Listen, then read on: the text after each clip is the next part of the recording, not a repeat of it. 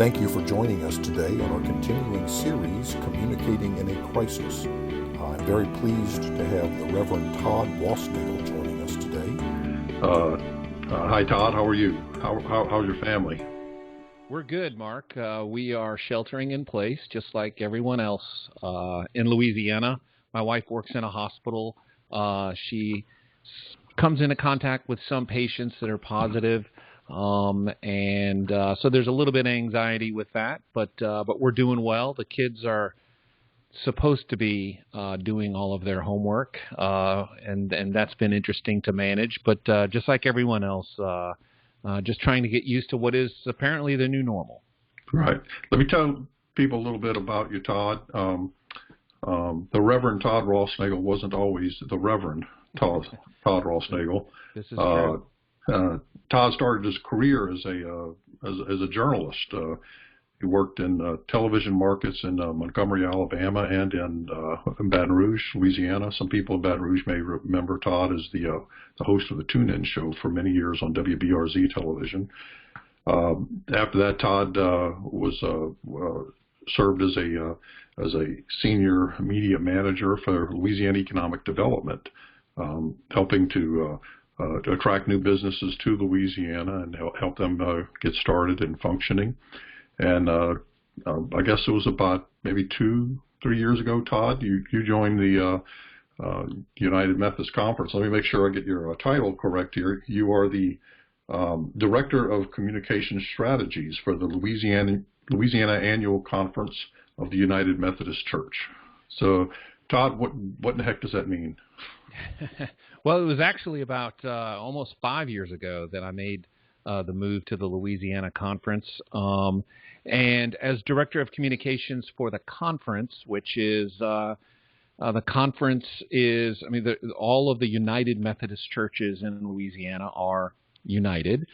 They all kind of work, if you will, under the guidance of the bishop of the Louisiana Conference, Bishop Cynthia Fierro Harvey. And so I work at the conference office, and I'm the Director of Strategy and Communication for the conference, which means we tell the stories of the Methodist churches all across Louisiana that are doing amazing work, and at the same time, we communicate on behalf of the conference to the churches. So part of my job is to tell the story of what we're doing as a conference to Louisiana and to the world. And then there's another part of my job where we communicate to the pastors and the executives and the lay leaders inside our over 450 United Methodist churches in Louisiana. Todd, this may seem like an obvious question, and I specialize in obvious questions, but tell me, what has this health crisis done for the Methodist Church in Louisiana? What has it done to it? What effect has it had? We are all having to work from home, and that would include pastors. That would include church leaders who are having to work from home because we are not supposed to be gathering in groups of larger than 10.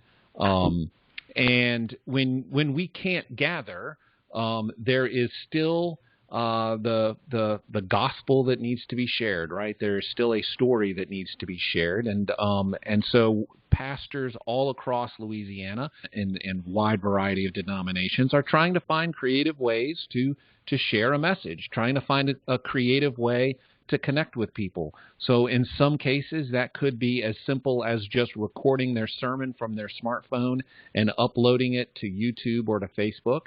In other cases, it could be going live on Facebook with a variety of different cameras, including just their smartphone. And then some cases, there are pastors and churches who are doing things such as Bible studies online through Zoom or WebEx or some of these other different variety of tools to gather people together. So that, I think, is the biggest effect, if you will, is that people are trying to embrace technology like we're doing right now to meet and visit and in the same time check in with people and also to have meaningful conversations. But I'll tell you, it's tough. If you are a church-going person you know the value of having coffee with someone, catching up, giving them a hug, saying hello, and looking inside the whites of their eyes and seeing how they really truly are, as opposed to maybe something that we do behind our cameras. So it's tough. We're getting used to it. But I will tell you that some churches have embraced technology and, in fact, have seen that this is a very effective way to gather groups together. So I think the embrace of technology is the first thing that comes to mind. And obviously, as the communications director for the conference, you were kind of, I guess, in a sense, on the hot seat. All of a sudden, having to communicate. Here are some of the different ways that you can still hold your church family together. First of all, how did you communicate to the pastors and to the church leaders on here's how you do this? How did you get the word out to them? And I mean specifically, how did you communicate with them? What methods and platforms did you use to communicate with your people? Well, I think one of the first things that we did was we have a large following on Facebook. We immediately went to that platform to begin sharing tips and ideas. I think it was the Sunday evening after the first Sunday where they were forced to kind of go online with their church services that we did a Facebook Live. Where we took questions. Everything was, you just ask me anything that you had related to technology. And so that, I think, really kicked off what I hope was the first recognition that perhaps there was someone that they could ask questions to, being me, that they could ask questions. And then what I think followed as a result is that we stayed in contact through email. We stayed in contact through some of our Facebook groups that we've set up, and it became one-on-one in some cases. I mean, I had pastors literally just call me, and we would work through technical problems for 30 minutes that would be very, very different than if a church, say, with a worshiping congregation of 400 versus a worshiping congregation of 50. Every single pastor, every single church has differences, but they all kind of fall into different categories and buckets. So once you kind of learn what some of the larger churches are dealing with, some of those problems, you can begin to have those conversations with larger churches. And then once you begin to learn what some of the smaller churches that maybe have never embraced technology, what some of those challenges are, it makes having those conversations, the more you have them, the easier they become. So I don't know if I answered your question, but I think it was just a matter of jumping on social media, doing a lot of tech how-to videos, sharing a lot of how-to videos. The larger denomination, the United Methodist Church, has a lot of great resources. We continue to flood the zone, if you will, with some of those how-to videos. Well, I was thinking about, can you name one industry or one area that has been most affected by this?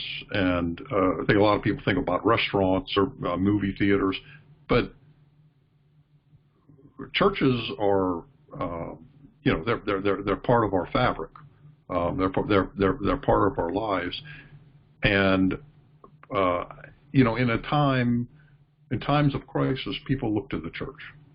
They go to church more. It's more on their minds. They're in a more prayerful mood. This crisis is different in that this is an extreme time. People are very emotional. And they're trying to carry on, and the church is also affected by that same crisis, and yet in a sense it has to kind of step up its game. You've kind of made reference to some of the obstacles, but tell me, I guess, both technically and on a human level, dealing with some of these pastors and church leaders who are trying to all of a sudden do everything very different at a time when they maybe needed the most. What were some of the biggest challenges that you've had on both of those fronts, on the technological and on the human front? I think you're right, Mark. You're spot on that when there are times of disaster, not only in Louisiana but all across our country and all across our world, The church is one of the main responders, right? We are the responders in times of great need. You can go back to just in our lifetime of what we've seen, going back to 9/11 and all of the different hurricanes that we've had here in Louisiana, and the floods and the tornadoes. Church people respond, and by responding, they respond with the hands and feet of Christ. And literally, in some cases, when it comes to disasters in Louisiana, that means literally the hands and feet. It is going out. It is being the hands of delivering food and giving in times of disaster. And so this disaster makes that really difficult, right? Because we can't leave our homes. And so in some cases, pastors and church leaders have been responding through, the old-fashioned telephone. Can call me, and we can pray, and we can talk over the phone. And then in some cases we have chaplains that are connected to some of the hospitals, and they're doing amazing work inside the hospitals. And so that's another way that they're communicating. But I will say this: one of the areas you mentioned when you started mentioning small businesses, and you started mentioning movie theaters and restaurants and things of this nature, and how they're being affected. Just to be candid with you and frank, when people go to church, they give, right? They support their church financially. And not everybody has an automatic draft from their bank account to their church. When they go to church, they're prompted to reach in and to give. And so I think we're going to see a decrease in the amount of giving that's happening at the church level. And I can't tell you how critical that is to churches as they respond to what comes after this. And even as they respond to what's happening now, the ability to support programs that will feed the hungry, being able to support programs that will undergird those who may have lost their jobs. The church is there, and if the church isn't supported financially, then that in some ways will limit how the church is able to respond in times of disaster. So I would just encourage everyone that if you have a church home, to continue to give, find a way to give to a church. And even if you don't have a church home, maybe now is an opportunity to find one that you could support, because churches use that money. Yes, they use that money for the electricity bill and the Wi-Fi bill and things of that nature, but for the most part, they use that in times of responding to people who are in need. It's an excellent point, Todd. We're counting on churches more than ever. They are having to operate in a totally different way. And just like you said, the bottom line is it certainly does affect their bottom line. Everyone who's seeing this, please support your church. Understand that they are reaching out. They're doing the work that they've been called to do. We talked a little bit about the challenges. Let me ask you, what have been some of the pleasant surprises that have come about from your standpoint as a result of this health crisis? I think there's a couple of pleasant surprises, and I touched on one of them earlier, which is the embracing of technology. I think there were a lot of church pastors and people in the church world who knew about things like Zoom and knew about things like Facebook Live, maybe didn't even have a Facebook page built. And now they're experts.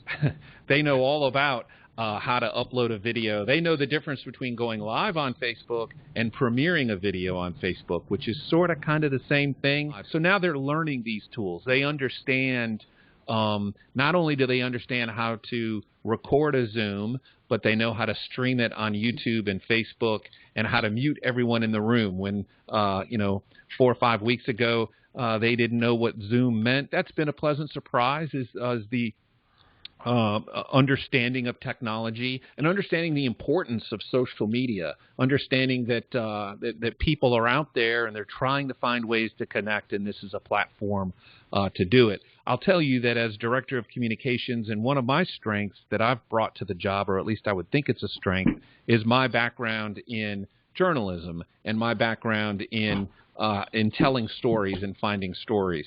And one of the things that I have always said, and this is true not only in the church world, but it's true in every story that we tell, whether you're a nonprofit or even just a business itself, is I've always preached that it's important not to say what the story is, but instead tell why that story is happening.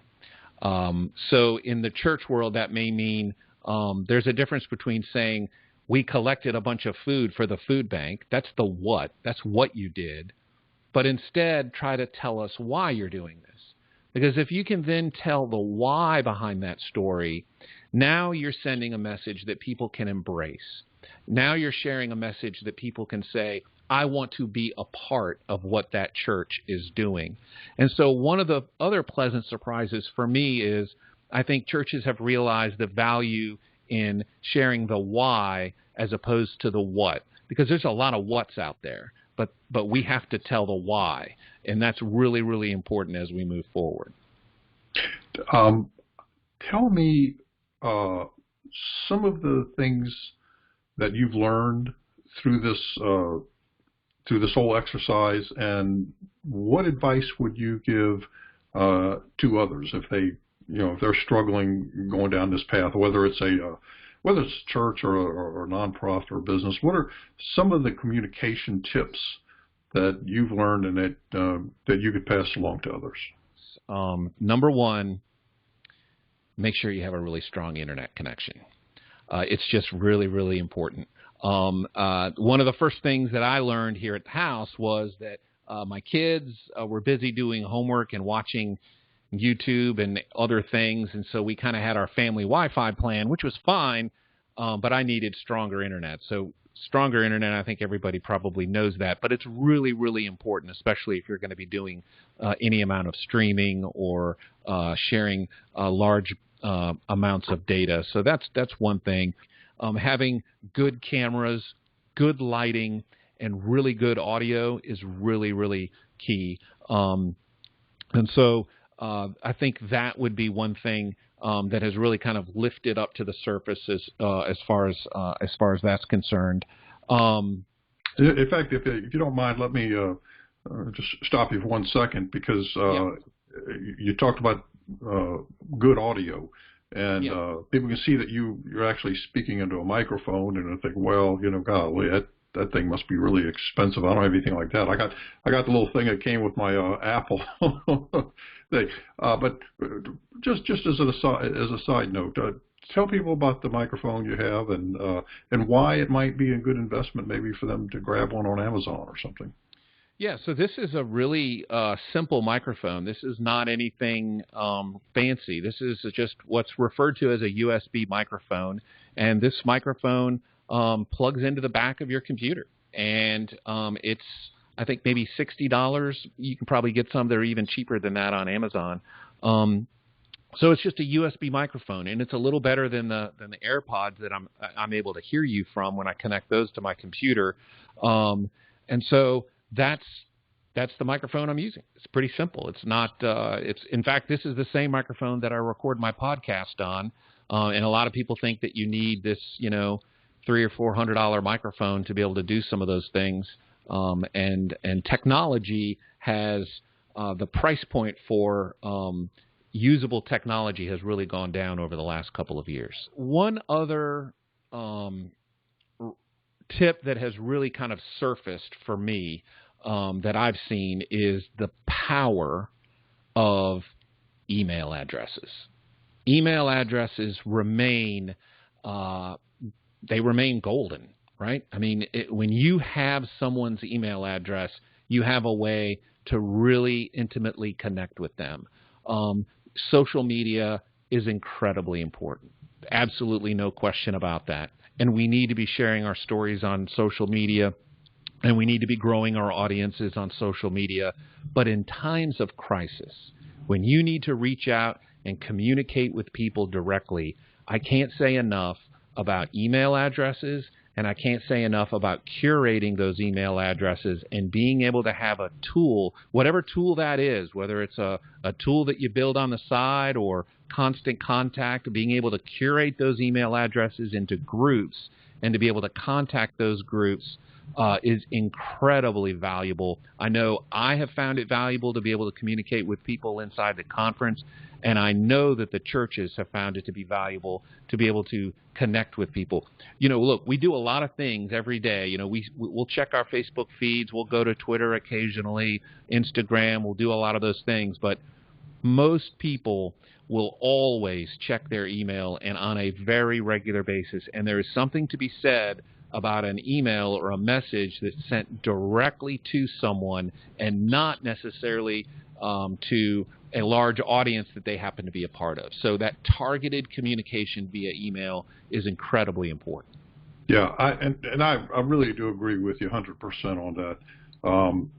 For one thing, social media, it's sort of like the swamp. It's really, really wide, but it's pretty shallow.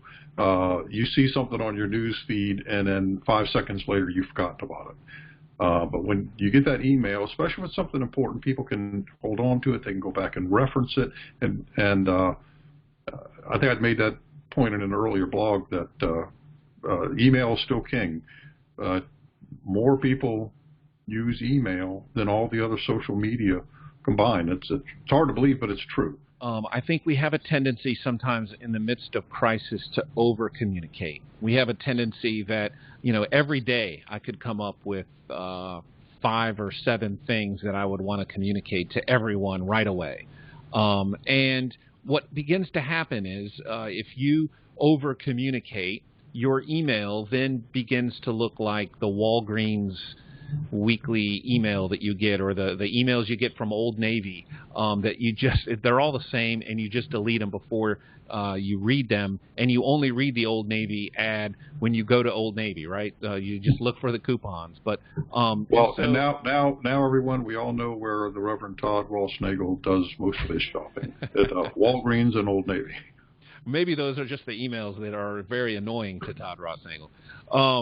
And so what we've tried to do is we've tried to, I don't want to say lessen our communication, but we've tried to communicate when something needs to be communicated. So what we found is that if we can salt and pepper that communication throughout the week, and then maybe some days you communicate back to back, and then maybe sometimes you don't communicate for another 3 to 4 days or even a week. So it just catches people off guard.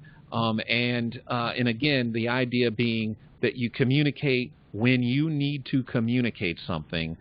That's incredibly important. Some of our emails are very, very lengthy because we have a lot to communicate. And then sometimes it's just 1 or 2 things that are inside that email. And it's because we also value people's time when they go through the email. All right. Well, Todd, those are some really good points, and thank you so much for doing this. And before I let you go, let me ask you, what should I have asked you that I forgot to ask you? Well, I was going to ask you, Mark, number one, I would hope that your listeners, your viewers, would take full advantage of those guitars that are behind you, because I know you are a very talented musician, so I hope you're sharing that. And I also I'm hoping that you're not using the typewriter that's in the other corner, because I know you're embracing technology. That is a relic that if that typewriter could talk, right? I had some of my nieces and nephews over for Thanksgiving, and they came into my office, and they're looking around, and they saw the typewriter. And of everything I've got in here, I've got 2 or 3 computers. I've got high capacity laser printer, high definition television sounds, all the stuff in there. They were fascinated with a typewriter and want to know what kind of paper do you put in here? What happens if you mess up? And they were fighting to get in front of the typewriter and push the keys, and they were just absolutely fascinated by it. I like having the typewriter over this shoulder, and I like having the guitars over this shoulder. It's a beautiful thing. Well, listen, you are a very a dear friend, but also a gifted communicator. I know most of what I said I learned from you. All right. Well, I appreciate the kind words, Todd. Perhaps a bit overblown, but I do appreciate you saying that. All right. This wraps up another edition of Communicating in a Crisis. And I want to thank the Reverend Todd Rossnagel with the Methodist Church for joining me today. I'm Mark Lambert. And remember, keep washing your hands and stay safe out there. Thank you.